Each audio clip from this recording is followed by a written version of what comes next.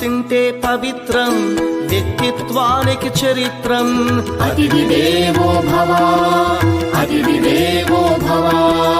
పరులకు పెట్టని అన్నము గరళంతోడ సమానము. పొట్టకు తిన్నది భోగమే, పెట్టినదెప్పుడు త్యాగమే. అతిథి దేవో భవ, అతిథి దేవో భవ. అన్నం పెట్టే చేతులు అక్షయ భగవద్గీతలు.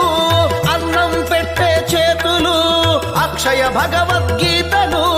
అతిథి దేవో భవ, అతిథి దేవో భవ. అన్ని దానములగన్నా అన్నదానమే మిన్నా. అన్ని దాన